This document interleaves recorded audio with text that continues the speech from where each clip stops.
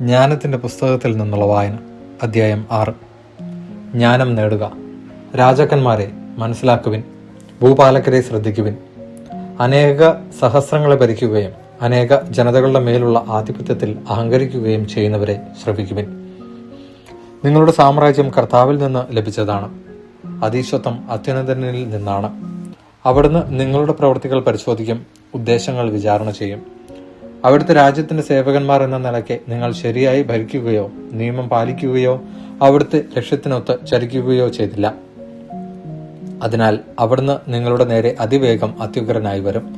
ഉന്നത സ്ഥാനം വഹിക്കുന്നവർക്ക് കഠിന ശിക്ഷയുണ്ടാകും. എളിയവന് കൃപയാൽ മാപ്പ് ലഭിക്കും. പ്രബലർ കഠിനമായി പരീക്ഷിക്കപ്പെടും. സകലത്തിന്റെയും കർത്താവ് ആരെയും ഭയപ്പെടുന്നില്ല, വലിയവനെ മാനിക്കുന്നില്ല. അവിടുന്നാണ് വലിയവനെയും ചെറിയവനെയും സൃഷ്ടിച്ചത്. അവിടുന്ന് എല്ലാവരെയും ഒന്നുപോലെ പരിഗണിക്കുന്നു. കർശനമായ വിചാരണ പ്രബലനെ കാത്തിരിക്കുന്നു.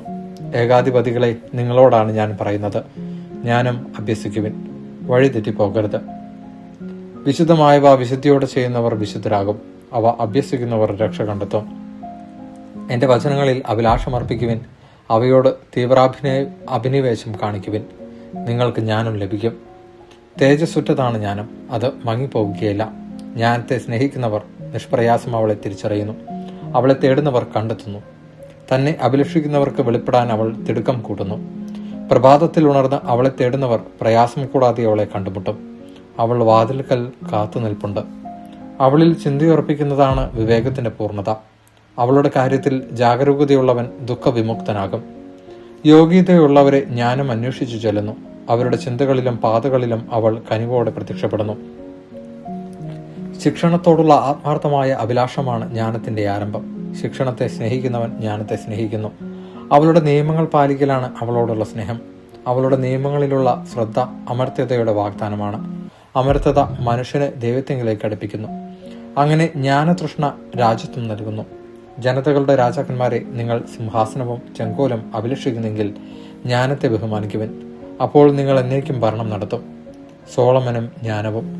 ജ്ഞാനം എന്തെന്നും എങ്ങനെയുണ്ടായെന്നെന്നും പറയാം, ഒന്നും ഞാൻ ഒളിക്കുകയില്ല. സൃഷ്ടിയുടെ ആരംഭം മുതലുള്ള അവളുടെ ഗതി ഞാൻ വരച്ചു കാട്ടാം.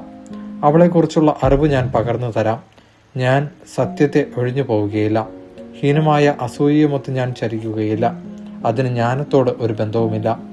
ജ്ഞാനികളുടെ എണ്ണം വർദ്ധിക്കുന്നത് ലോകത്തിന്റെ രക്ഷയാണ്. വിവേകിയായ രാജാവാണ് ജനതയുടെ ഭദ്രത. എന്റെ വചനങ്ങളാൽ ശിക്ഷണം നേടുക, നിനക്ക് ശുഭം വരും. ദൈവവചനമാണ് നാം കേട്ടത്.